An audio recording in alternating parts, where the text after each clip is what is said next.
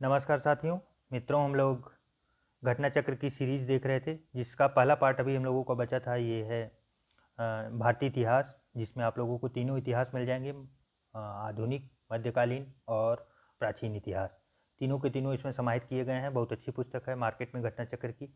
छोटी सी पुस्तक है, बहुत कम शब्दों में समेट के दिया गया है, तो आप लोग इसे परचेज कर लें और इसको बहुत अच्छे से हम लोग देखते हुए चलेंगे।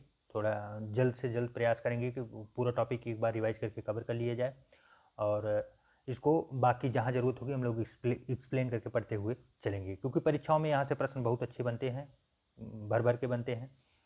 तो इसलिए आप लोग ये पुस्तक ले लें और जहाँ जहाँ इंपॉर्टेंट लगे आप चीज़ों को मैं बताते चलूँगा, आप लोग उसे हाईलाइट करते हुए चलें। तो आज हम लोग सीधा देखते हैं सबसे पहले आधुनिक भारत का इतिहास। और चूँकि यहाँ से प्रश्न सबसे ज़्यादा बनते हैं और सभी परीक्षाओं में आते हैं, तो इसलिए काफ़ी इंपॉर्टेंट हो जाता है। तो आइए देखते हैं सबसे पहले ये इसका जो इंडेक्स है, विषय सूची है, विषय सूची के बारे में थोड़ा अध्ययन कर लेते हैं। तो चूँकि इसका क्रम भी आप लोग ध्यान देते चलिए, क्योंकि मैच द फॉलोइंग में कभी-कभी या तो फिर कालक्रम अरेंज करने के लिए देते हैं, तो ये विषय सूची अगर बार-बार उसे आप रिवाइज करेंगे तो वहीं से बन जाता है। मैक्सिमम प्रश्न तो यहीं से बनते हैं। लोगों को पता नहीं है पढ़ना कैसे है। सही बता रहा हूँ मैं आपको। आप बस चैनल पे बने रहिए, चैनल को सब्सक्राइब कर लीजिए। आपको बता रहे हैं, अगर पहले से आप बहुत जल्दी सारी चीज़ें कवर न कर लें तो आप चैनल को अनसब्सक्राइब कर दीजिएगा। मैं बता रहा हूँ, मैं अपनी तरफ से बोल रहा हूँ। पहला होऊंगा यूट्यूब पे जो आपको अनसब्सक्राइब करने के लिए बोल रहा हूँ। सही बता रहा हूँ। लेकिन रही बात ये कि पढ़ने की क्वालिटी कैसी है, कैसे पढ़ा जाए, कौन सी पुस्तक कैसे कवर की जाए, जल्द से जल्द उसे कवर किया जाए, उसका निचोड़ निकाल लिया जाए, मेरे लिए क्या है, क्या इंपॉर्टेंट नहीं है, तो ये सारी चीज़ें सब बता नहीं पाते हैं। सब बोलेंगे ज़रूर कि ये पुस्तक पढ़ लो, वो पुस्तक पढ़ लो, सिलेक्शन हो जाएगा। हाँ, उसी सही बात है, वही पुस्तक पढ़ने से किसी और का हो रहा है, लेकिन आपका नहीं हो रहा है। क्यों? क्योंकि आपको कमी अपनी कैसे पकड़नी है ये कोई नहीं बताएगा। ये मैं आपको इस चैनल पे बराबर बताते चलूँगा। हाँ, फिलहाल अभी ज़्यादा समय न गवाते हुए चलिए देखते हैं आधुनिक भारत का इतिहास। इसके इंडेक्स में आप ध्यान दीजिए, यूरोपीय कंपनियों के आगमन से शुरू होता है, फिर बंगाल के नवाब और ब्रिटिश ईस्ट इंडिया कंपनी के बारे में है, फिर क्षेत्रीय राज पंजाब एवं मैसूर है, गवर्नर जनरल है, वायसराय हैं, काफ़ी इंपॉर्टेंट है, भू राजस्व व्यवस्था है, जो 3 व्यवस्थाएं चली थी, काफ़ी इंपॉर्टेंट है। धन का बहिर्गमन सिद्धांत दादा भाई नौरोजी जी ने काफ़ी एक्सप्लेन किया है और बहुत से लोग हैं, तो इंपॉर्टेंट है काफ़ी, इस पर देखेंगे। 1857 की क्रांति बहुत अच्छी क्रांति थी, हो सकता था उसी समय हम लोगों को आज़ादी मिल जाती, बहुत बड़ी चूक हुई थी, इसके बारे में देखेंगे। अन्य जन आंदोलन जो और भी आंदोलन हुए हैं, किसान आंदोलन और श्रमिक आंदोलन या फिर विभिन्न प्रकार के आंदोलन, वो सब भी देखेंगे। आधुनिक भारत में शिक्षा का विकास, शिक्षा कैसे कैसे प्रोत्साहित करके कहाँ पहुँचा है आज। आधुनिक भारत में प्रेस का विकास, प्रेस कैसे कैसे कहाँ पहुँचा है, उसके बारे में देखेंगे। सामाजिक एवं धार्मिक सुधार कौन कौन से हुए हैं। कांग्रेस से पूर्व स्थापित राजनीतिक संस्थाएं कौन कौन सी थी। भारतीय राष्ट्रीय कांग्रेस काफ़ी इंपॉर्टेंट है, सभी परीक्षाओं में प्रश्न आते हैं। भारत में क्रांतिकारी आंदोलन जो हम लोगों के क्रांतिकारी रहे हुए हैं, उन लोगों के बारे में, उनके आंदोलन कैसे कैसे हुए। भारत से बाहर जो हुई क्रांतिकारी आंदोलन, कभी कभी लंदन में हुए, अमेरिका में हुए, सैन फ्रांसिस्को में हुआ, तो ये जहाँ जहाँ हुए उस बारे में अध्ययन करेंगे। बंगाल विभाजन तथा स्वदेशी आंदोलन काफ़ी इंपॉर्टेंट है। कांग्रेस अधिवेशन कौन कौन से हुए, मुस्लिम लीग, मार्ले मिंटो सुधार, होम रूल लीग आंदोलन, गांधी जी एवं उनके प्रारंभिक आंदोलन कौन कौन से हुए, किसान आंदोलन एवं किसान सभा कौन सा था, ट्रेड यूनियन एवं साम्यवादी दल, रालेट एक्ट, जलियांवाला बाग हत्याकांड और खिलाफत आंदोलन, असहयोग आंदोलन, स्वराज पार्टी जो 1923 में गठन हुआ था, जिसका साइमन कमीशन 1927 में, और कांग्रेस का लाहौर अधिवेशन, पूर्व स्वराज का प्रस्ताव 1929 में, और उसके बाद फिर सविनय अवज्ञा आंदोलन 1930 में, और गांधी इरविन समझौता 1931 में हुआ था। कांग्रेस का कराची अधिवेशन 26 से 31 मार्च 1931 में हुआ था। तीनों गोलमेज सम्मेलन जो हुए थे, सांप्रदायिक पंचायत एवं पूना पैक्ट जो हुआ था, कांग्रेस सोशलिस्ट पार्टी 1934 में जिसका गठन हुआ था, प्रांतीय चुनाव और मंत्रिमंडल गठन जो 1937 में हुआ था पहली बार, कांग्रेस जिसमें सहभाग हुई थी। देसी रियायतें कौन कौन सी थी, द्वितीय विश्व युद्ध की शुरुआत की वजह से कैसे कैसे मतलब आज़ादी का एक माहौल बना, और पाकिस्तान की मांग कैसे हुई, कैसे देश का बंटवारा हुआ, व्यक्तिगत सत्याग्रह 1940 में, और क्रिप्स मिशन 1942 में जो आया था उसके क्या क्या परिणाम हुए, क्यों आया, कैसे आया। भारत छोड़ो आंदोलन 1942 में, जिसे क्विट इंडिया मूवमेंट बोलते हैं, काफ़ी इंपॉर्टेंट था। सुभाष चंद्र बोस और आज़ाद हिंद फौज इनकी कैसे तैयार हुई थी, मतलब एक पूरी फौज इन्होंने बना दी थी, जो मतलब भारत को आज़ाद कराने के लिए ये पूरे तत्पर हो गए थे कि मतलब ये लड़ के ले लेंगे एकदम। तो बहुत अच्छा कार्य इन किए थे, इनके बारे में भी देखेंगे। फिर उसके बाद फिर कैबिनेट मिशन 1946 में जो आया था, जिससे हम लोगों का संविधान निर्मित हुआ। फिर उसके बाद संविधान सभा कैसे बनी, अंतरिम सरकार का गठन कैसे हुआ, भारत का विभाजन एवं स्वतंत्रता कैसे प्राप्त की गई, भारत का संवैधानिक विकास कैसे कैसे संविधान का निर्माण किया गया, उसके बारे में देखेंगे। आधुनिक भारत के इतिहास, जो विविध क्षेत्र जो बच गए उसके बारे में देखेंगे। फिर पत्रिकाएं, पुस्तकें एवं लेखक देखेंगे, जो सभी परीक्षाओं में पूछते हैं, या तो मैच द फॉलोइंग करके या तो सीधे प्रश्न आएंगे तो बराबर आ रहे हैं। कला एवं संस्कृति के बारे में देखेंगे, परंपरागत पुरस्कार जो हैं वो उसके बारे में देखेंगे। भारत के शास्त्रीय नृत्य और संबंधित राज्य कौन कौन से हैं उसके बारे में देखेंगे। त्यौहार संबंधित राज्य के त्यौहार देखेंगे। मंदिर संबंधित राज्य देखेंगे। नृत्य, लोक नृत्य संबंधित उससे संबंधित राज्य देखेंगे। महत्वपूर्ण स्मारक कौन कौन से राज्य में है और विविध देखेंगे। और जम्मू कश्मीर के बारे में स्पेशल पढ़ेंगे कि यहाँ पे एक अलग राज्य कैसे बन गया। तो इन सब पे ध्यान रखते हुए सबसे पहले शुरू करते हैं आधुनिक भारत का इतिहास।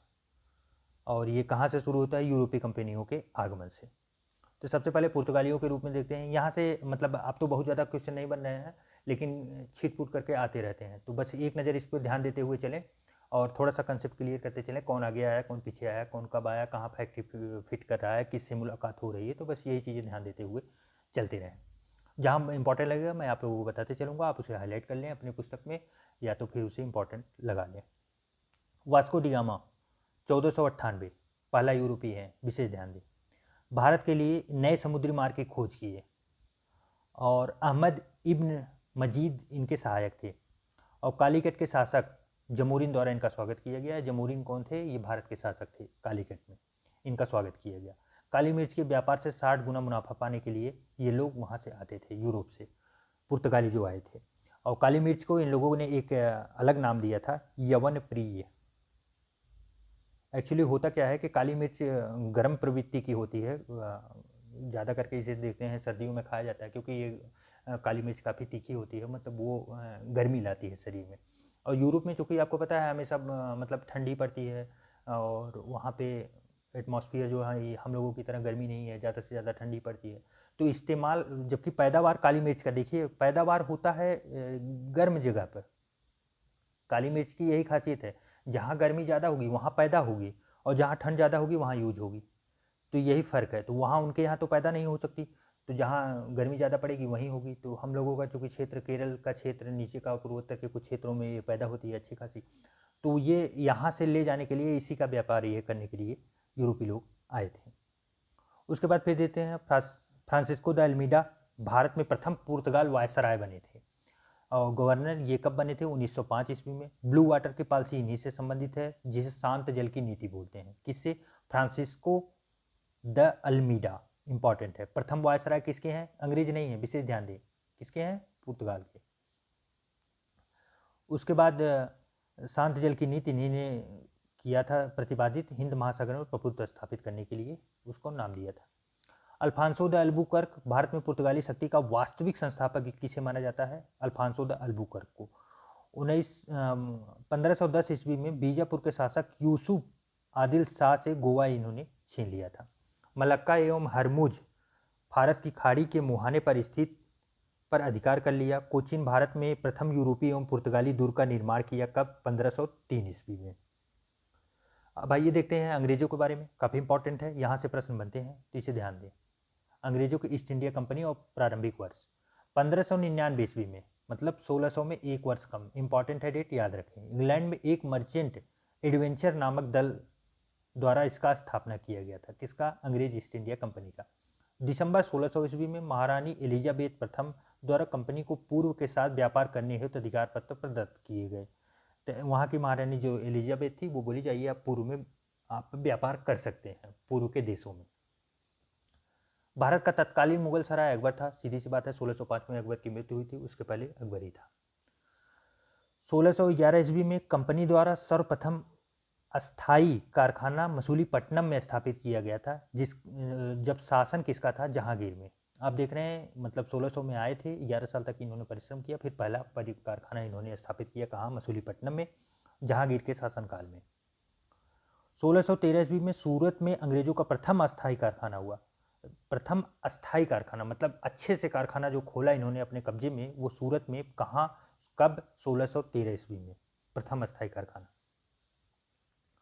अब फ्रेंच ईस्ट इंडिया कंपनी के बारे में देख लेते हैं। बहुत से यूरोपीय मतलब देश यहाँ पे आए थे, ऐसा नहीं है कि सिर्फ अंग्रेज ही आए थे। तो उसको देख लेते हैं फ्रेंच के बारे में। इनका कालक्रम भी पूछता है, जो आगे अभी मिलेगा हम लोग देख लेंगे उसको ट्रिक के साथ। फ्रेंच ईस्ट इंडिया कंपनी मूल नाम क्या था? कंपनी देश इंदेश ओरिएंटलेस। स्थापना 1664 ईस्वी में हुई थी। संस्थापक कौन थे? काल्बर्ट, जिसे लुई 14वें के मंत्री बोला जाता है। निर्माण राज्य द्वारा किया गया था। खर्च हेतु धन राज्य द्वारा प्रदत्त थे, मतलब सरकारी था पूरा। 1667 ईस्वी में फ्रांसिस कैरो अभियान दल के साथ भारत रवाना हुए थे। और 1668 ईस्वी में सूरत में प्रथम फ्रांसीसी व्यापारिक कारखानों की स्थापना की गई थी। और 1669 ईस्वी में मसूलीपट्टनम दूसरी फ्रांसीसी कोठी की स्थापना की गई थी। पहली कहाँ पे? सूरत में। फ्रांसीसियों का भी पहला कहाँ स्थापित हुआ था? सूरत में ही। अंग्रेजों का भी पहला सूरत में ही। दोनों में अंतर ये है कि 1668 में हुआ था, वो और पहले हो गया था। उसके बाद फिर देखते हैं कुछ महत्वपूर्ण तथ्य। अंग्रेजों के व्यापार केंद्र के लिए हुगली के स्थान पर सुतनौती का चयन करने वाला कासिम बाजार की फैक्ट्री का प्रमुख था कौन? जाप चारनाक। कोची ब्रिटिश उपनिवेश के तहत सम्मिलित हुआ था 1814 ईस्वी में। अंग्रेज शासनकाल में अफीम उत्पादन हेतु प्रसिद्ध भारतीय राज्य कौन सा था? तो उस समय अफीम सबसे ज़्यादा उत्पादन कहाँ हो रहा था? बिहार में। अंग्रेजों के शासनकाल में, जब अंग्रेजों का शासन चला था। पुर्तगालियों को स्वा स्वा स्वाली नामक स्थान पर हराने वाले अंग्रेज अधिकारी का नाम था क्या? Thomas best. हुगली को बंगाल की खाड़ी में समुद्री लूटपाट के लिए अड्डे के रूप में प्रयोग करने वाली यूरोपीय शक्ति कौन सी थी? पुर्तगाली थी। यूरोपीय व्यापारिक कंपनियों के भारत आने का क्रम क्या है? तो यही आपसे बोल रहे थे कि इंपॉर्टेंट है, कई बार आ चुका है कि कौन से क्रम में यूरोपीय लोग भारत आए थे। तो सबसे पहले पुर्तगाली आए थे, फिर डच आए थे, फिर अंग्रेज आए थे, फिर डेन आए थे, फिर फ्रांसीसी आए थे। तो डेन के बारे में मैक्सिमम नहीं पूछता, तो इसका मतलब अगर जो सीधा पूछते हैं फ्रांसीसी आते हैं, तो इसमें 4 ही पूछते हैं, पुर्तगाल, डच, अंग्रेज और फ्रांसीसी। डेन के बारे में तो वो कहीं बहुत रेयर केस में मिलता है प्रश्न, नहीं तो नहीं मिलता। तो इसको याद करने का सिंपल सा ट्रिक है, PDAF। आप इसे याद रखेंगे तो आपको याद रहेगा, PDAF। P से हो गया पुर्तगाली, D से हो गया डच, A से हो गया अंग्रेज, F से हो गया फ्रांसीसी। तो ये आपको याद रहेंगे, भूलेंगे नहीं। आइए उसके बाद फिर आगे चलते हैं। परीक्षा उपयोगी तथ्य। भारत में सबसे पहले आने 1498 तथा सबसे अंत में जाने वाले 1961 में, आप देख रहे हैं यूरोपीय शक्ति कौन थे? पुर्तगाली थे। सबसे पहले आए थे 1498 में और सबसे अंत में गए हैं 1961 में। 1961 आप देख रहे हैं, 1947 में भारत आज़ाद हो चुका था, उसके बाद ये गए थे, काफ़ी साल बाद। तो ये पुर्तगाली थे। ये प्रश्न आया था, कहाँ पे आया था? ये प्रश्न एग्जाम में भी आया था, और यही प्रश्न सेम हम लोगों के मशहूर KBC में भी आया था, कौन बनेगा करोड़पति में। तो इस प्रश्न को याद रखें। उसके बाद यूरोपीय शक्तियों में सर्वप्रथम भारत में सामुद्रिक व्यापारी केंद्र स्थापित किया गया, पुर्तगाली व्यापारियों द्वारा स्थापित किया गया। पुर्तगालियों ने अपनी दूसरी फैक्ट्री स्थापित की, कहाँ? कन्नूर में। हुगली स्थित पुर्तगाली बस्तियों को पूरी तरह से नष्ट किया गया मुगल बादशाह शाहजहां द्वारा। मसूलीपट्टनम प्रथम डच फैक्ट्री का स्थापना स्थल है, कहाँ? मसूलीपट्टनम। डच फैक्ट्री प्रथम वहीं लगी थी। पिपली डचों को बंगाल में प्रथम कंपनी फैक्ट्री का स्थापना स्थल कौन सा है? 1627। यहाँ से प्रश्न पहले खूब बनते थे, अब कम बन रहे हैं, तो बस आप ध्यान रखें, अगर बन जाए तो आनी चाहिए अपने को। विभिन्न यूरोपीय कंपनियां और स्थापना वर्ष देख लीजिए। ये शुरू होता है एस्तादो द इंडिया पुर्तगाली कंपनी से, जो 1498 ईस्वी में। The governor and company of merchant of London trading into east Indies, अंग्रेजी ईस्ट इंडिया कंपनी, इसका ये फुल फॉर्म नाम है। तो कभी कभी प्रश्न बन सकते हैं, अभी तो नहीं देखने को कहीं मिला, फुल फॉर्म है, आप ध्यान रखें। 1599 ईस्वी। 1602 ईस्वी में वेरिंग दे ओस्ट इंदेश कंपनी डच द्वारा जो बनाई गई थी, ये 1602 में आए थे। और 1616 ईस्वी में Dane East India company Bharat आगमन की थी। कंपनी देश इंदेश ओरिएंटलेस फ्रांसीसी, जो 1664 ईस्वी में आई थी। एक ही पेज में एक ही जगह आप देख रहे हैं सभी कंपनियां कब कब आ रही हैं, कहाँ कहाँ स्थापित हो रही हैं। उसके बाद फिर देखते हैं महत्वपूर्ण संधियां कौन कौन सी हुई थी उस समय। बहुत सी लड़ाइयाँ हुई, संधियाँ हुई, आप लोग इसके बारे में जानते होंगे, इतिहास के बारे में। तो नहीं तो आप लोग अध्ययन करेंगे तो जब मध्यकालीन हम पढ़ाएंगे तो उसमें ये लास्ट के पार्ट में आप लोग ध्यान दीजिएगा। सबसे पहले देखते हैं इलाहाबाद की संधि। प्रथम संधि, द्वितीय संधि, दो संधि हुई थी। 12 अगस्त 1965 को ये हुई थी और 16 अगस्त 1965 को, लगभग दोनों सेम ही वर्ष हुई थी। अंग्रेज और मुगल सम्राट शाह आलम द्वितीय के साथ हुई थी, अंग्रेजों के साथ। ये प्रथम संधि हुई थी। और द्वितीय संधि कौन थी? अंग्रेज और अवध के नवाब सिराजुद्दौला के मध्य हुई थी द्वितीय संधि। ये दो के दोनों इलाहाबाद की संधि यहीं हुई थी। उसके बाद फिर मंगलौर की संधि वर्ष 1784 ईस्वी में पक्ष अंग्रेज और टीपू सुल्तान के बीच में हुआ था। उसके बाद फिर नेक्स्ट देखते हैं सालाबाई की संधि जो 1782 ईस्वी में हुई थी, पक्ष अंग्रेज और मराठों के बीच हुई थी। उसके बाद फिर मद्रास की संधि देखते हैं जो वर्ष 1769 ईस्वी में हुआ था, हैदर अली और अंग्रेजों के बीच में। काफ़ी भयंकर युद्ध हुआ था जिसमें ये संधि हुई थी। आइए उसके बाद फिर आगे देख लेते हैं प्रमुख डच व्यापारिक केंद्र कौन कौन से थे डच के। उतने इंपॉर्टेंट तो नहीं, हल्का सा निगाह मान लेते हैं। नागपट्टनम था, चिंसुरा था, मसूलीपट्टनम था, सूरत था, पिपली था, भरूच था, आगरा और कोचीन और अहमदाबाद, ये डच के प्रमुख व्यापारिक केंद्र थे। अंग्रेजी फ्रांसीसी संघर्ष, ये दोनों आपस में, एक्चुअली वहाँ यूरोप के जो देश आते थे वो आपस में भी लड़ाई करते थे, मैं ज़्यादा व्यापार करूँगा, मैं ज़्यादा करूँगा, इसी वजह से बहुत लड़ाइयाँ होती थी। तो ये अंग्रेज और फ्रांसीसी जो जो लड़े थे उन लोगों के बारे में देख लेते हैं कौन कौन सा था। तो इनको कर्नाटक का युद्ध माना जाता है कि ये लोग कर्नाटक में ही ज़्यादा लड़ाई किए थे। 1746 से लेकर 48 ईस्वी तक तत्कालिक कारण क्या था? अंग्रेज कैप्टन बर्नेट के नेतृत्व में अंग्रेजी सेना द्वारा कुछ फ्रांसीसी जहाज़ों पर अधिकार किए जाने की वजह से हुआ था।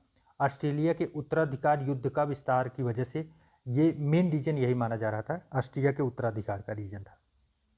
इसके बारे में डिटेल में हम लोग अच्छे से पढ़ेंगे जब पूरा चैप्टर ये मतलब पूरी पुस्तक खत्म हो जाएगी तो फिर नेक्स्ट पुस्तक में डिटेल के साथ हम लोग इसको देखते हुए चलेंगे। एक्सला सापेल की संधि जो 1748 ईस्वी में ऑस्ट्रिया का उत्तराधिकार युद्ध समाप्त हुआ था, जब तो उस ये एक्सला सापल की संधि हुई थी। वंडीवास का युद्ध काफ़ी इंपॉर्टेंट है, कई बार आ चुका है। अंग्रेज बनाम फ्रांसीसी कब हुआ था? 1760 ईस्वी में, याद रखें। नेतृत्व कौन कर रहा था? आयरकूट अंग्रेजी सेना के थे और काउंट डी लाली फ्रांसीसी सेना के थे। लाली काफ़ी इंपॉर्टेंट थे, ये मतलब काफ़ी अच्छे संघर्षी थे, लेकिन विजेता कौन हुआ था? अंग्रेजों द्वारा विजय प्राप्त किया गया था इस संघर्ष में। उसके बाद फिर महत्वपूर्ण वर्ष कौन कौन से हैं उसको देख लेते हैं। तो इसमें सबसे पहले गियासुद्दीन महमूद बंगाल के शासक थे, ये 1534 ईस्वी में। और संत गांव और चटगांव में पुर्तगालियों की फैक्ट्री स्थापित करने की अनुमति इन्होंने दिया था, दो स्थानों पर, संत गांव और चटगांव में। और पुर्तगाली गवर्नर नीनो डी कुन्हा 1529 से लेकर 1538 तक ईस्वी तक वो शासन यहाँ किए थे। 1505 ईस्वी में फ्रांसिस्को द अल्मीडा जो थे अल्जीदीव कन्नानौर कुन्नूर में पुर्तगाली दुर्गों का निर्माण किए थे। वर्ष 1961 में मैनुअल एंटोनियो वसालो ए सिल्वा गोवा का पुर्तगाली गवर्नर बनाए गए थे और पुर्तगाली शक्ति का भारत से पलायन वापसी हो गया था वर्ष 1961 में ही। आइए उसके बाद फिर देखते हैं वर्ष 1961 में क्या हुआ था। चार्ल्स द्वितीय इंग्लैंड के सम्राट थे और कैथरीन पुर्तगाली राजकुमारी, दोनों के बीच विवाह हुआ और दहेज में बम्बई को दिया गया। तो बम्बई पूरा दहेज में मिली है चार्ल्स द्वितीय को, तो ये विशेष ध्यान दें। उसके बाद किसके किसके बीच में? इंग्लैंड और पुर्तगाली के बीच में शादी हुई थी और दहेज में किसको मिला था? इंग्लैंड को मिला था, चार्ल्स द्वितीय इंग्लैंड के थे। उसके बाद फिर देखते हैं 1668 ईस्वी में चार्ल्स द्वितीय द्वारा बम्बई को 10 पाउंड वार्षिक किराए पर, आप देख रहे हैं, British India east India company को प्रदत्त कर दिया गया।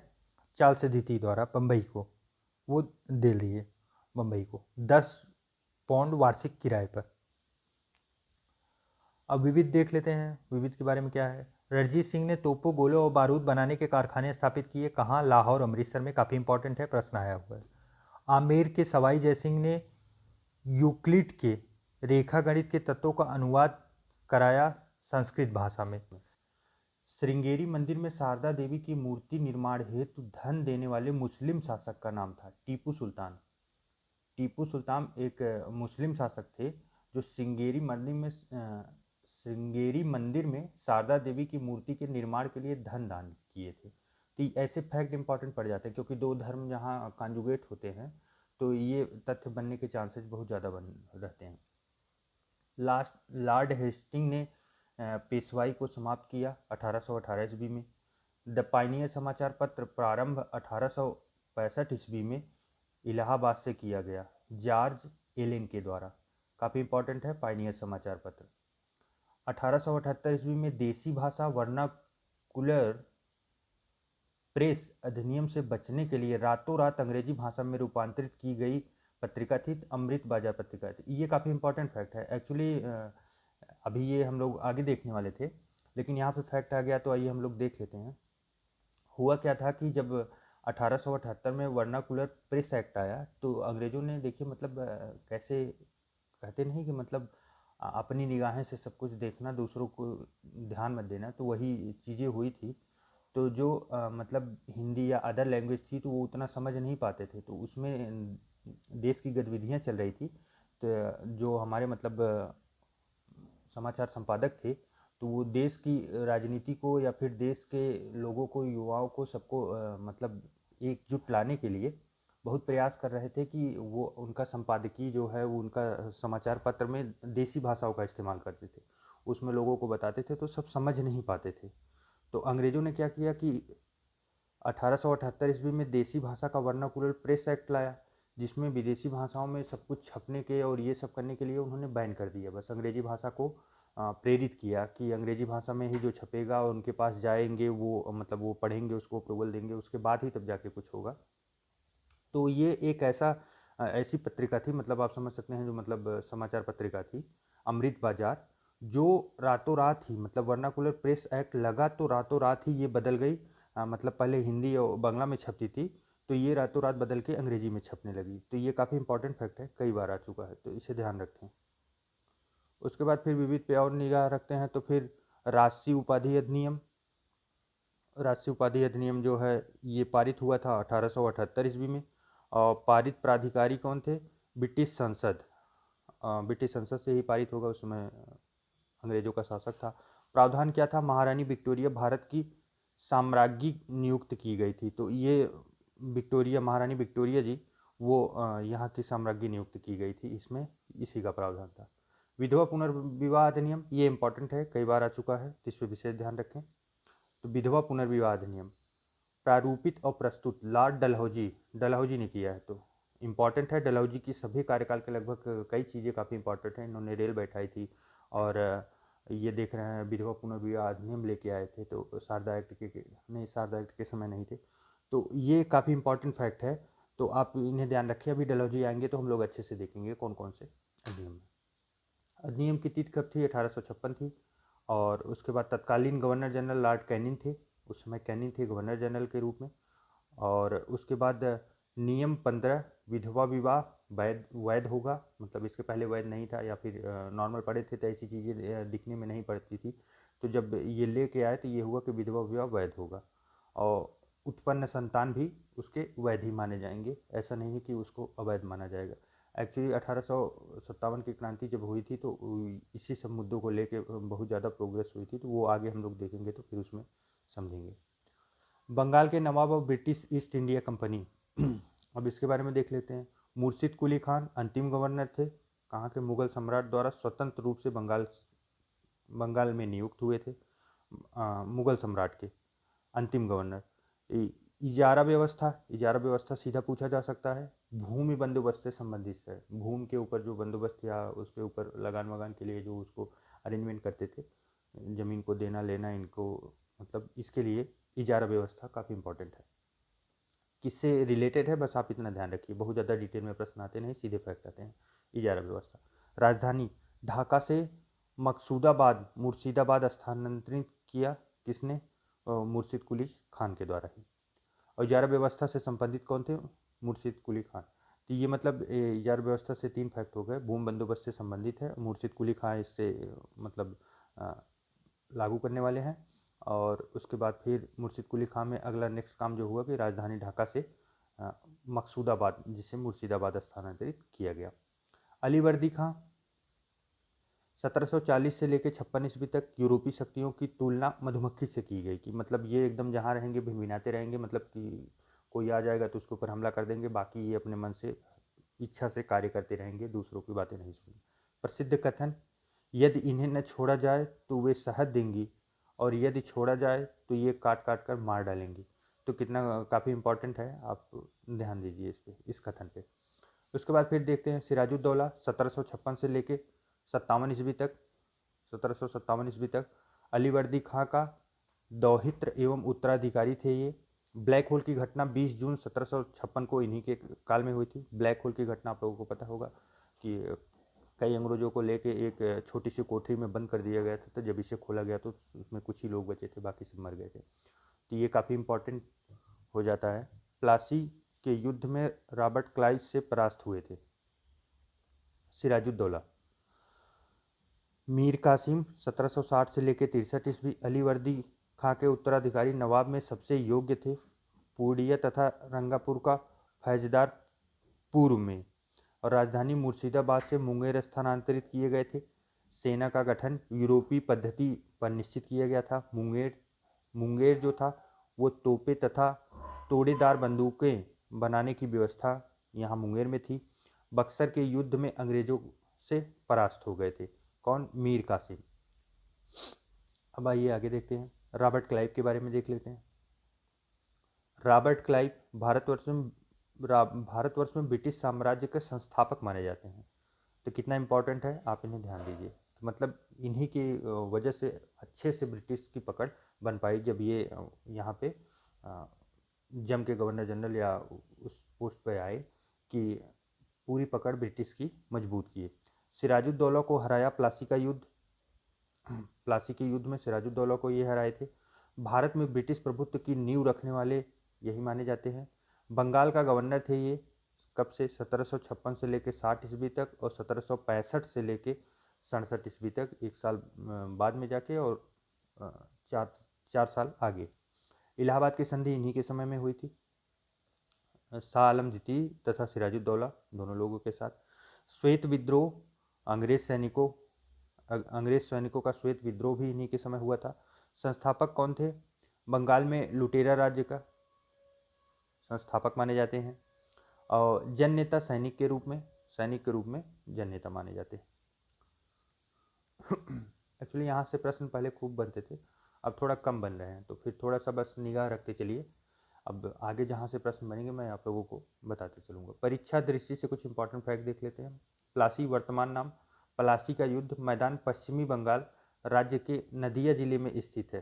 तो प्लासी क्षेत्र कहाँ है, इंपॉर्टेंट है, कई बार आप लोग पढ़ेंगे तो प्लासी का युद्ध, ये क्षेत्र कहाँ है, तो उस पर ध्यान दीजिए। ये पश्चिम बंगाल में है, भागीरथी नदी के किनारे है। इसके कंपनी द्वारा नियुक्त 2 उप दीवान दीवानी कार्य हेतु थे।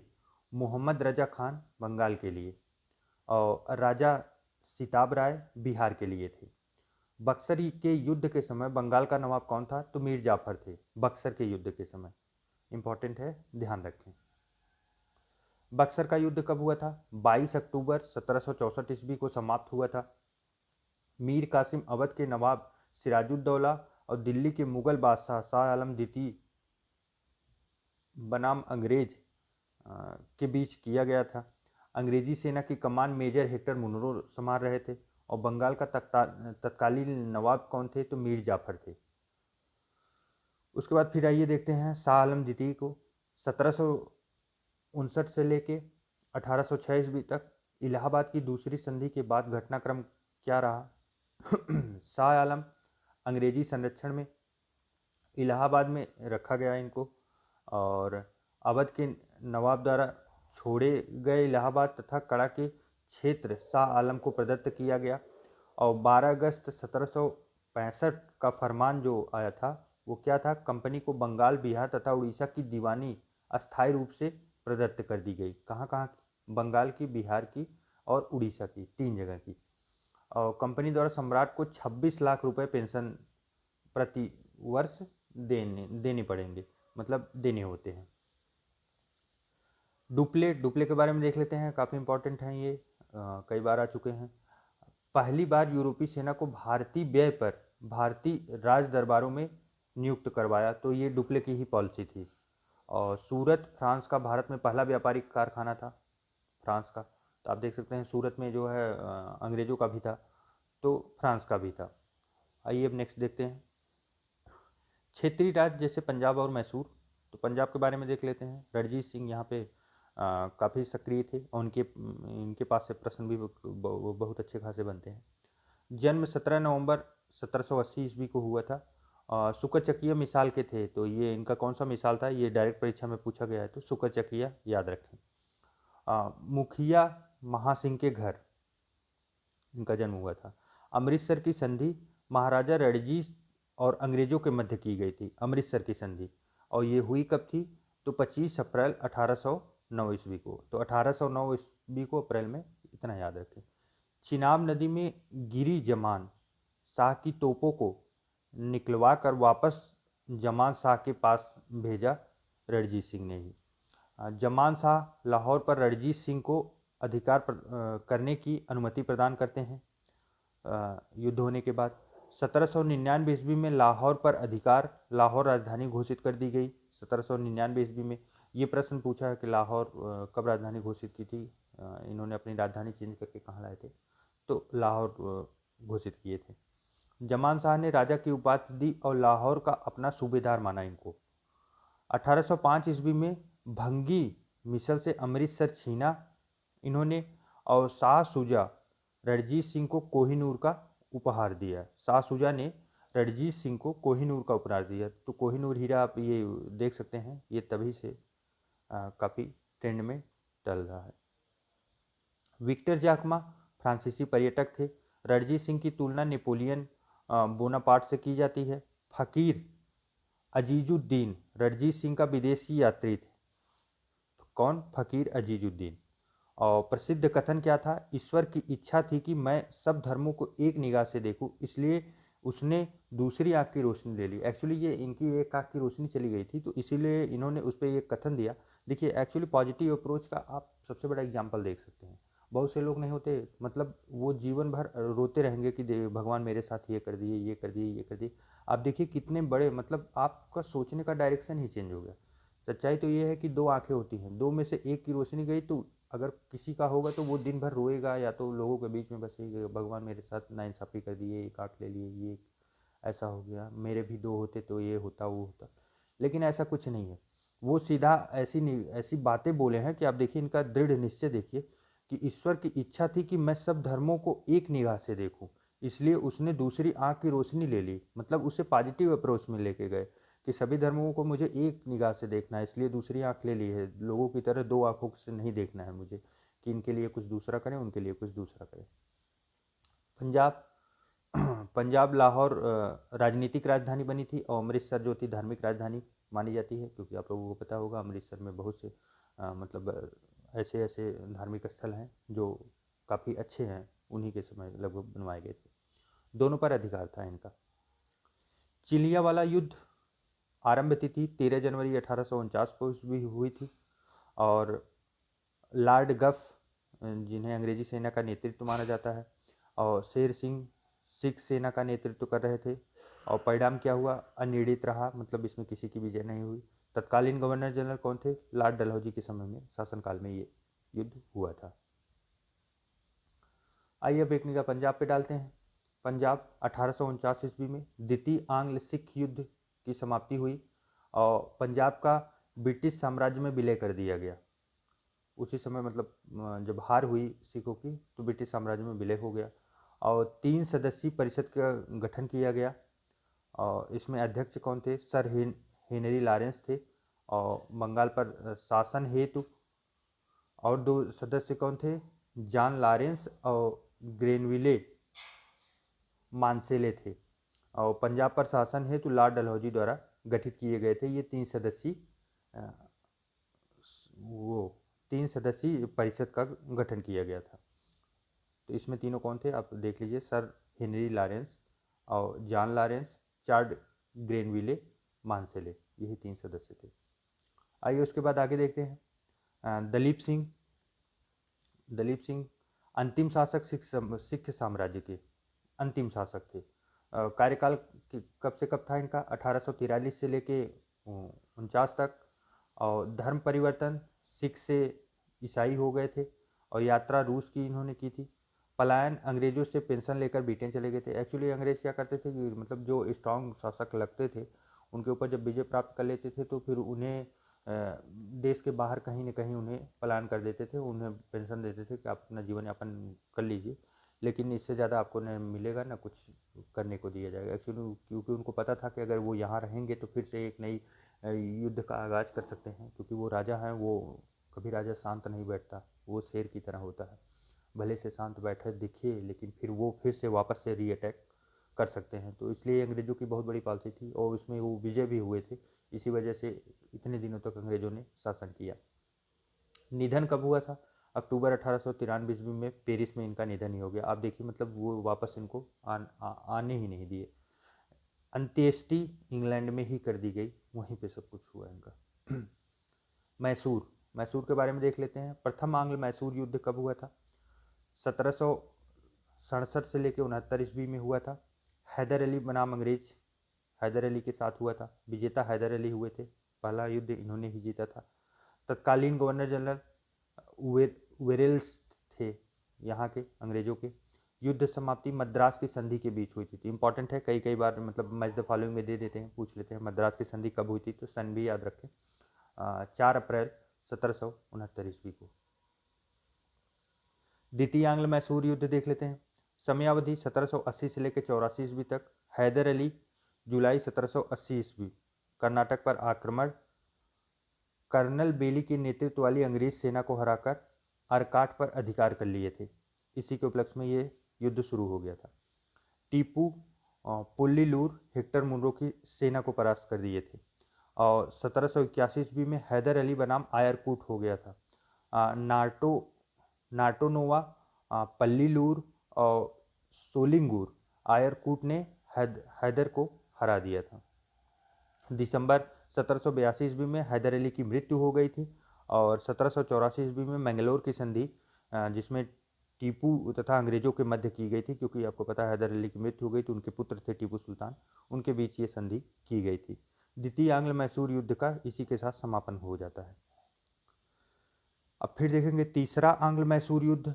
समयावधि 1790 से लेके 92 ईस्वी तक।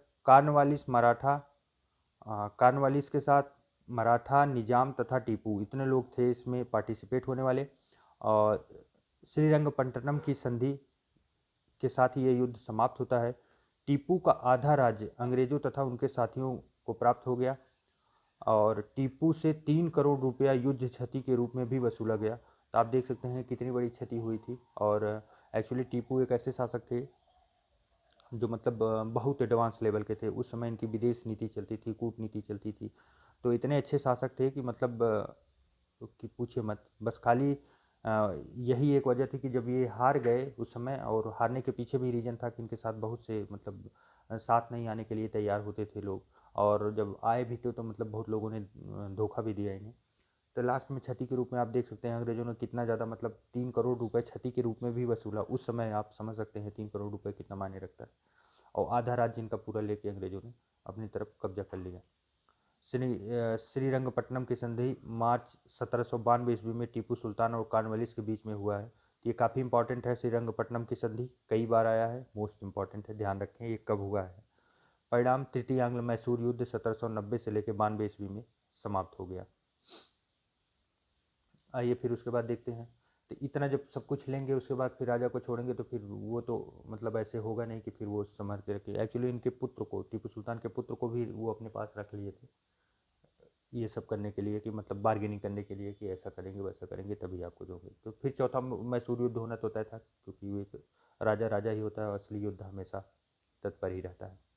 तो चौथा आंग्ल मैसूर युद्ध हुआ 1799 ईस्वी में। टीपू की मृत्यु हो गई उसमें। अंग्रेजी सैनिक का नेतृत्व उसमें वेलेजली और स्टुअर्ट कर रहे थे। तो यहाँ से जाके तब जाके मैसूर युद्ध की समाप्ति होती है और अंग्रेजों का पूरा वहाँ पे शासन हो जाता है। महत्वपूर्ण तथ्य देख लेते हैं। टीपू सुल्तान ने श्रीरंगपट्टनम को अपनी राजधानी बनाया तथा यहीं पर जैकोबिन क्लब की स्थापना भी इन्होंने ही की थी। श्रीरंगपट्टनम को राजधानी बनाया और जैकोबिन क्लब की स्थापना टीपू सुल्तान ने ही की थी। मैसूर विजय की खुशी में आयरलैंड के लॉर्ड समाज द्वारा वेलेजली को प्रदत्त उपाधि थी, कौन सी थी? मार्क्विस, मार्क्विस थी। चतुर्थांग मैसूर युद्ध के बाद अंग्रेजों ने मैसूर की गद्दी पर पुनः अड्यार वंश के एक बालक कृष्णराज को बिठा दिया तथा कन्नार, कोयम्बटूर और श्रीरंगपट्टनम को अंग्रेजी राज्य में मिला लिया। उसके बाद फिर आइए देखते हैं गवर्नर जनरल और वायसराय के बारे में। अगली टॉपिक जो है, रियासतों के प्रति प्रमुख ब्रिटिश नीतियां कौन कौन सी रही हैं? 1740 से लेकर 65 ईस्वी तक कंपनी का भारतीय रियासतों में समानता के लिए संघर्ष था। मतलब वो भारतीय रियासतों के साथ समानता के लिए संघर्ष करते थे। और 1765 से लेकर 1813 ईस्वी तक सुरक्षा प्रकोष्ठ नीति, घेरे की नीति मानी जाती है। तो ये मतलब एक्चुअली घेरे की नीति उस समय फॉलो कर रहे थे कि मतलब इसको कवर करना है, इसको लेना है, अपनी नुकसान ना हो, कहाँ फ़ायदा हो रहा है, कैसे कैसे किससे लड़ना है, किससे नहीं लड़ना है, कितने पे लड़ना है, तो ये सारी चीज़ें विशेष करके ध्यान देते। 1813 से लेकर 1857 ईस्वी तक अनिनस्त पार्थक्य की नीति अपनाई जाती है।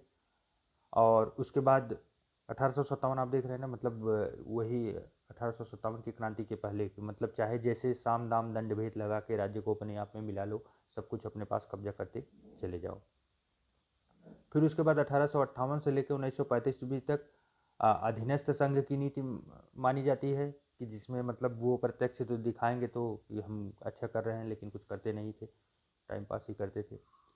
फिर 1935 से लेकर 1947 ईस्वी तक बराबर के संघ की नीति अपनाई जाती है कि मतलब ये फिर 35 से ये मानने शुरू कर दिए थे कि कोई बात नहीं, आप पार्टिसिपेट कीजिए, आधे में आप भी आइए, कुछ आपको भी सहयोग मिलेगा, कुछ मेरा भी सहयोग मिलेगा, मिलके सरकार चलाएंगे, ये वगैरह वगैरह करके ये राजनीति करते हैं। आप देख सकते हैं मतलब लास्ट टाइम में जब अंग्रेज जा रहे थे ना, तो उनके जाने के पहले आप देख रहे हैं ना 35 तक ये इस लेवल पे भी आ गए थे ना कि आप भी संसद में बैठिए, हम भी बैठते हैं, कुछ परसेंट आपका चलेगा, कुछ परसेंट मेरा चलेगा। फिर ऐसे ऐसे करके मतलब इनका गोल मटोल ऑटोमेटिक चलता रहता था कि मतलब चाहे जैसे अभी हमको छोड़ के नहीं जाना है, 10%, 20%, 50%, 60% मेरा अधिकार रहे, तो इस लेवल पे भी चलते थे। तो आप समझ सकते हैं कि इनका विल पावर कितना अधिक था। वारेन हेस्टिंग के बारे में देख लेते हैं। घोषणा, बंगाल में दस शासन की समाप्ति की इन्होंने, काफ़ी इंपॉर्टेंट है। स्थानांतरण, राजकीय कोषागार का मुर्शिदाबाद से कलकत्ता इन्होंने स्थानांतरण किया। विचार, समस्त भूमि शासक की। और परीक्षण और अशुद्धि राजस्व सुधारों के लिए 1774 ईस्वी में बंगाल का प्रथम गवर्नर जनरल नियुक्त, महाभियोग के मुकदमे का सामना इन्होंने किया। तो ये सबसे ज़्यादा इम्पोर्टेंट इसमें अगर आप देखेंगे तो इस लाइन में बंगाल का प्रथम गवर्नर जनरल नियुक्त किए गए थे और महाभियोग के मुकदमे का सामना इन्हें करना पड़ा था वहाँ पे जाके इंग्लैंड में। नेक्स्ट आइए देखते हैं प्रमुख सहायक संधियाँ कौन कौन सी हुई थी। हैदराबाद से हुई थी, उसके बाद फिर मैसूर से हुई थी, फिर तंजौर और हैदराबाद अवध, फिर पेशवा, फिर भोसले के द्वारा बरार और फिर सिंधिया के द्वारा किया था। लॉर्ड वेलेजली के समय में प्रमुख संधियाँ की गई थी। इम्पॉर्टेंट है, यहाँ से प्रश्न बनता है। लॉर्ड विलियम बेंटिक के बारे में देख लेते हैं, काफ़ी इंपॉर्टेंट है। इनके कार्यकाल की कुछ ऐसी कार्य हैं जो काफ़ी इंपॉर्टेंट है, कई बार परीक्षाओं में बने रहते हैं हमेशा। इसका सबसे इम्पॉर्टेंट आप देख सकते हैं सती प्रथा। कार्यभार इन्होंने जुलाई 1828 ईस्वी में संभाला। सती प्रथा, बालिका शिशुवध आप देख सकते हैं, मतलब वो लिंगानुपात में सहयोग करने के लिए, वध को समाप्त करने के लिए प्रयत्न किए और ठगी का अंत इन्होंने ही किया। भारतीय रियासतों के प्रति यथासंभव तटस्थता की नीति इन्होंने अपनाई। 1833 ईस्वी भारत का प्रथम गवर्नर जनरल नियुक्त किए गए थे 1833 ईस्वी में। ठगों के विरुद्ध कार्यवाही कैप्टन स्लीमैन की नियुक्ति के द्वारा किया गया। 1831 ईस्वी में मैसूर का इन्होंने जो मतलब विलय किया अंग्रेजी साम्राज्य में राज्यों का, वो कौन कौन से थे। 1831 ईस्वी में मैसूर का इन्होंने विलय किया और 1834 ईस्वी में कुर्ग तथा कछार का विलय किया था। अफीम के व्यापार को नियमित तथा अनुपत्रित करके केवल बंबई बंदरगाह से ही निर्यात करने के लिए इन्होंने कार्य किया और निजाम नसीरुद्दौला के कहने पर हैदराबाद से अंग्रेजी अधिकारी को वापस बुला लिया था इन्होंने। तो इनका काफ़ी इंपॉर्टेंट कार्य यही आप देख सकते हैं कि मतलब दो राज्य इन्होंने मिलाए, एक मैसूर था और कुर्ग कछार था, और प्रथम गवर्नर जनरल नियुक्त किए थे 1833 ईस्वी में, और ठगी का अंत किए थे और सती प्रथा, बालिका शिशुवध, ये इतने इंपॉर्टेंट इनके कार्य रहे। आइए अब निगाह रखते हैं कॉर्नवालिस पर। सॉरी। कानून की विशेषता का नियम भारत में लागू। कॉर्नवालिस संहिता प्रस्तुत किया इन्होंने। शक्तियों के पृथक्करण पर आधारित था। कर, न्याय, प्रशासन पृथक। भारत की प्रसंविदाबद्ध सिविल सेवा का आरंभ किया था। मतलब ये सिविल सेवा के जन्मदाता माने जाते हैं, मतलब इन्होंने ही शुरू किया था। मृत्यु कब हुई थी? 5 अक्टूबर 1805 ईस्वी में, और गाजीपुर में इनकी कब्र यहीं पे ही बनी थी। इनकी यहीं गाजीपुर में ही मृत्यु हुई थी और यहीं पे इनकी कब्र है। गाजीपुर कहाँ है? गाजीपुर है यूपी में। लॉर्ड डलहौजी। लॉर्ड डलहौजी के बारे में देख लेते हैं। कार्यकाल 1848 से लेकर 56 ईस्वी तक। अवध का विलय। वाजिद अली शाह का कुशासन के आरोप की वजह से अवध का विलय कर लिया इन्होंने, कि वाजिद अली शाह जो है मतलब वो शासन नहीं सही से चला पा रहे हैं, कुशासन है, अच्छे से कार्यकाल नहीं निभा रहे हैं, इसी की वजह से डायरेक्ट इन्होंने विलय कर लिया। 1858 से लेकर 56 तक इनकी विलय की नीति रही थी। भारत में रेल निर्माण की दिशा में प्रथम प्रयास इन्होंने ही किया, और प्रथम रेलवे जो चली थी भारत में, प्रथम रेलवे लाइन 1853 से 53 में बम्बई से लेकर ठाणे के बीच चली थी। तो काफ़ी इंपॉर्टेंट है, ये कई बार आ चुका है फैक्ट, याद रखें। किसके कार्यकाल में? लॉर्ड डलहौजी। एक अलग सार्वजनिक निकाय विभाग की स्थापना करने का भी श्रेय नहीं जाता है। व्यक्तिगत सिद्धांत के तहत विलय इन्होंने जो जो किया, व्यक्तिगत सिद्धांत के तहत विलय एक्चुअली ये था कि मतलब आज आप कहीं पे शासन नहीं चला पा रहे हैं, या तो फिर आपको मतलब कोई राजा है वहाँ का मतलब उनको पुत्र नहीं हुआ है, और किसी भी प्रकार की विभिन्न प्रकार की जो परिस्थितियाँ बनती हैं उसमें ये सीधा इनका आरोप था कि मतलब आप कुछ अलग से नहीं कर सकते हैं, वो राज्य अब अंग्रेजों के शासन में चला जाएगा। डॉक्ट्रिन ऑफ लैप्स जिसे बोलते हैं, इसे व्यक्तिगत का सिद्धांत बोलते हैं। इसी की वजह से इन्होंने कई राज्य अपने हड़प लिए और उस पर शासन करने का प्रयास किए। तो इसमें पूछ लेता है कई कई बार कौन कौन से राज्य उसमें शामिल थे, तो ये वही है। सबसे पहले था 17 जो हुआ था 1848 ईस्वी में। कालक्रम भी पूछ लेते हैं कभी कभी, पहले कौन था। फिर जैतपुर एवं संबलपुर 1849 ईस्वी में, और उसके बाद बघाट 1850 ईस्वी में, उदयपुर 1852 ईस्वी में, झांसी 1853 ईस्वी में, और नागपुर 1854 ईस्वी में। झांसी आपको पता होगा, रानी झांसी थी यहाँ की, और एक्चुअली इनके मतलब हस्बैंड जब वो एक्सपायर कर गए थे तो ये डायरेक्ट कब्जा करने का प्रयास कर रहे थे कि मतलब कोई है नहीं शासक अब ये अंग्रेजों के में शामिल हो जाएगा, तो इसी वजह से ऐसे कारनामे ये करते थे। करौली 1855 ईस्वी का व्यक्तिगत का प्रस्ताव कोर्ट ऑफ डायरेक्टर द्वारा अस्वीकृत कर दिया गया था करौली का। भारत में विद्युत तार का प्रारंभकर्ता इन्हें ही माना जाता है। विद्युत तार की खिंचाई इन्हीं के शासनकाल में हुई थी। 1852 ईस्वी में ओ सैग्नेसी विद्युत तार विभाग का अधीक्षक इन्होंने ही बनाया था। 1857 ईस्वी के विद्रोह का मृत्यु पूर्व कथन इनका था, इस तार ने हमारा गला घोट दिया। इनके मृत्यु के पूर्व जो था ये कथन दिया गया था। अवध का विलय इन्होंने, काफ़ी इंपॉर्टेंट है क्योंकि अवध के विलय को कई बार पूछा जा चुका है। अवध का विलय इन्होंने कब किया था? 1854 ईस्वी में। स्लीमैन के स्थान पर जेम्स आर्मस्ट्रांग अवध का ब्रिटिश रेजिमेंट नियुक्त किया गया था। आउट्रम जो है इस उसी के रिपोर्ट को अवध के अधिग्रहण का आधार बनाया गया था, और 13 फरवरी 1856 ईस्वी को अवध का विलय किया गया था। तो अवध का विलय देख रहे हैं एकदम सबसे लास्ट में हुआ था, और इसी के बाद से ही 1857 की क्रांति हुई थी। यही सब रीजन था कि मतलब ज़बरदस्ती जब राज्य आप हड़पेंगे, बोलेंगे शासन नहीं चला पा रहे हैं, ये बहुत निरर्थक राजा हैं, देखिए हम आएंगे, हम शासन चलाएंगे, अच्छा शासन चला पाएंगे, सबके लिए रोजगार देंगे, ये वगैरह वगैरह।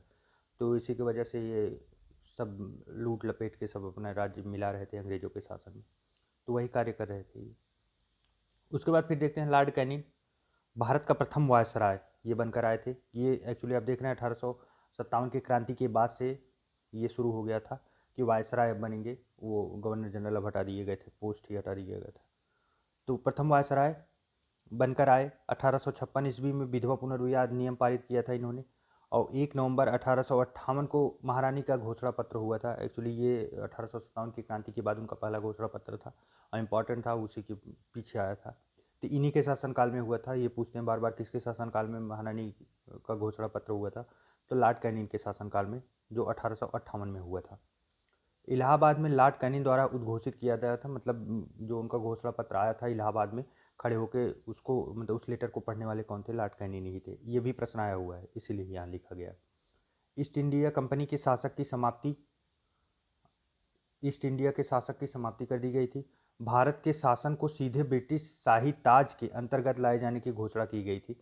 ये 1858 की में जो उनका घोषणा आया था, उसमें ये दो चीज़ें की गई थी। ईस्ट इंडिया कंपनी के शासन को समाप्त कर दिया गया था और सीधे ब्रिटिश शाही ताज के अंदर में आ गया था, कि मतलब वहाँ की रानी जो होंगी वही इस पे मतलब सीधा वो राज्य कर सकती हैं भारत पे। इसके पहले ईस्ट इंडिया कंपनी करती थी, एक कंपनी के रूप में रजिस्टर्ड संस्था राज्य करती थी भारत पर। लॉर्ड एडिनबरो कार्यकाल 1842 से लेकर 44 ईस्वी तक। दास प्रथा का उन्मूलन इन्हीं के कार्यकाल में हुआ था, इंपॉर्टेंट है।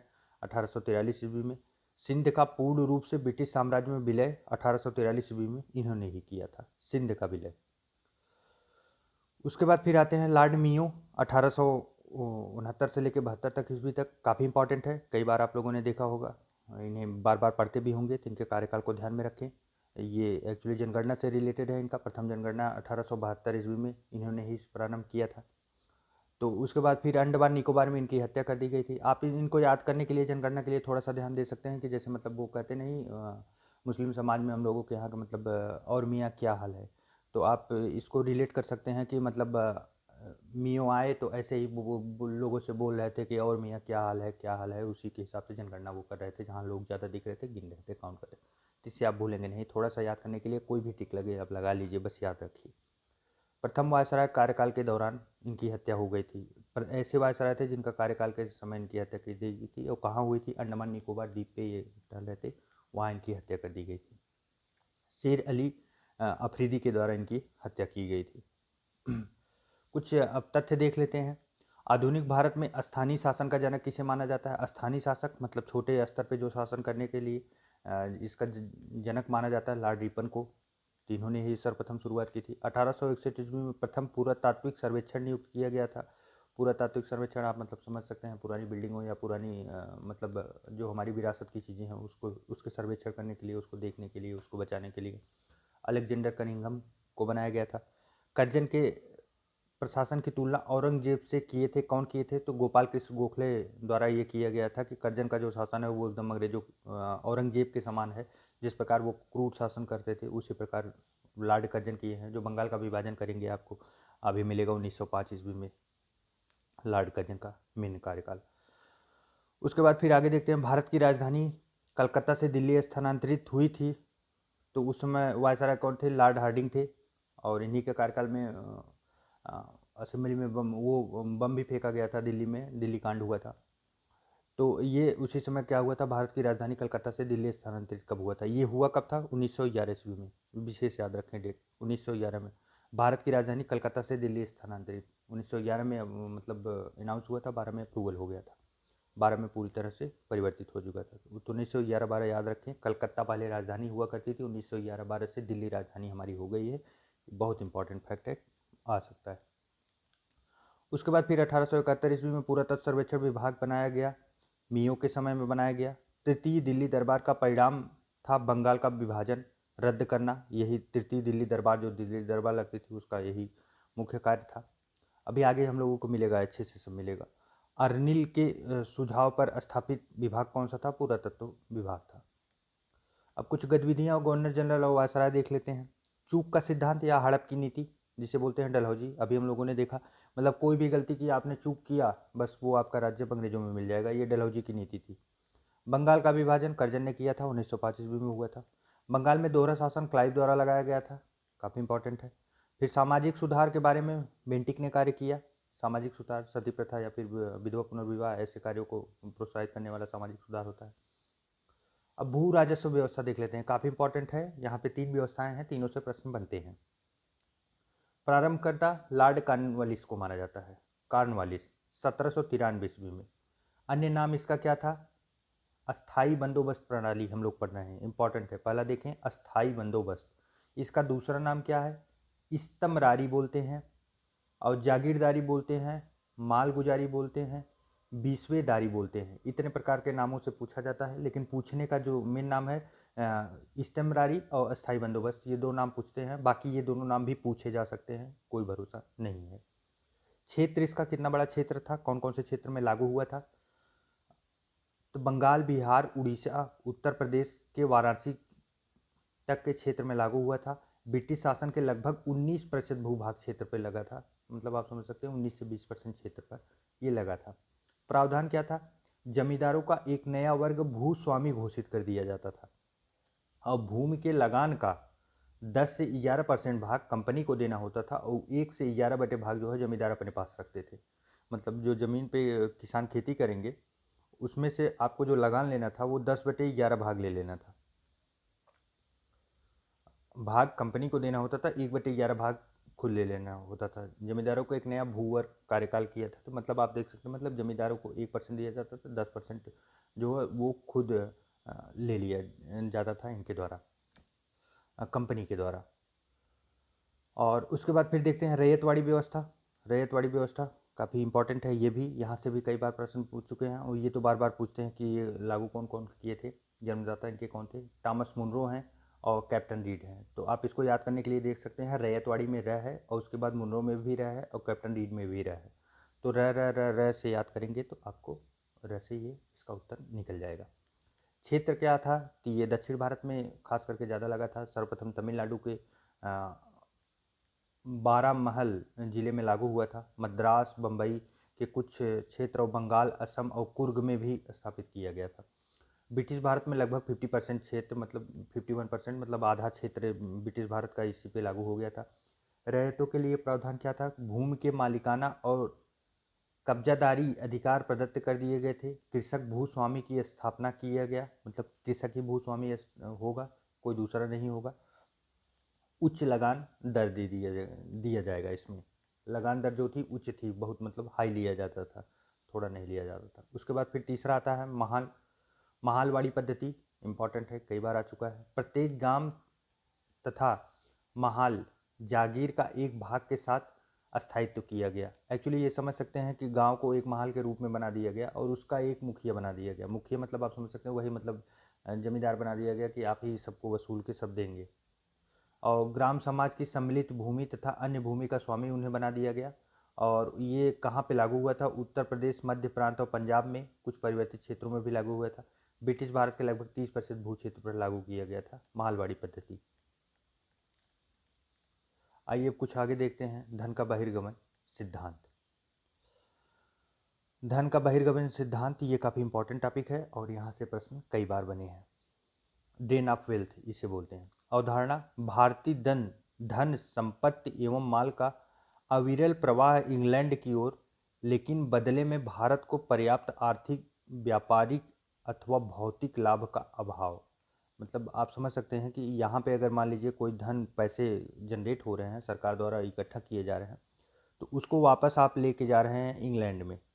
भारत का पैसा जो है वो आप लेके जा रहे हैं इंग्लैंड में, और फिर उसके बदले में कोई कार्य यहाँ पे नहीं हो रहा है, कोई भी फिजिकल वर्क या फिर सामाजिक वर्क नहीं हो रहा है, तो इसी को धन का बहिर्गमन सिद्धांत बोलते हैं, ड्रेन ऑफ वेल्थ का सिद्धांत, जिस पे सबसे ज़्यादा हमला किया था दादा भाई नौरोजी जी ने।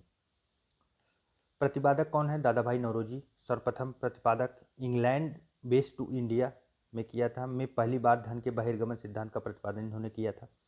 Poverty and un British rule in India काफ़ी इंपॉर्टेंट है, आप इसे याद रखें। ये पुस्तक, ये इसमें सबसे ज़्यादा इन्होंने मतलब इस चीज़ का जिक्र किया है और फैलाया है। तो बार बार ये मैच करने के लिए पूछते हैं कि ये पुस्तक किसकी है, तो दादा भाई नौरोजी। द वाइंट एंड मीस ऑफ इंडिया और on the commerce of India लेख में इनकी व्याख्या की गई। वर्ष 1905 में इसे इविल ऑफ ऑल इविल्स, अर्थात अनिष्टों का अनिष्ट कहा गया। आप देख सकते हैं 1905 में कितना ज़्यादा मतलब सम्मान से इस चीज़ को देखा गया, कि जब ऐसा कोई सोच नहीं सकते थे तब इन्होंने ये कल्पना करके पूरा एक्सप्लेन किया था कि इकोनॉमी के क्षेत्र में कैसे कैसे भारत को लूट रहे हैं अंग्रेज।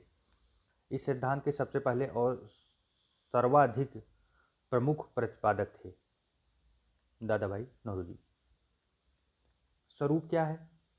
सरकार की खरीद नीति, होम चार्जेज अर्थात भारतीय सार्वजनिक ऋण एवं रेलों पर लगाई गई पूंजी पर दिया गया ब्याज, भारत को दी गई सैनिक और अन्य सामग्री की लागत, भारत के कारण इंग्लैंड में दिए जाने वाले नागरिक और सैन्य शुल्क, इंग्लैंड में राज्य सचिव का सारा व्यय वर्ष 1919 तक तथा भारत सरकार द्वारा यूरोपीय अफसरों को दिया जाने वाला भत्ते और पेंशन, ये सब चीज़ें आप देख रहे हैं। मतलब कितना सब कुछ किया जा रहा है, सिर्फ इंग्लैंड को ही फायदा हो रहा है, उससे भारत को कुछ नहीं हो रहा है।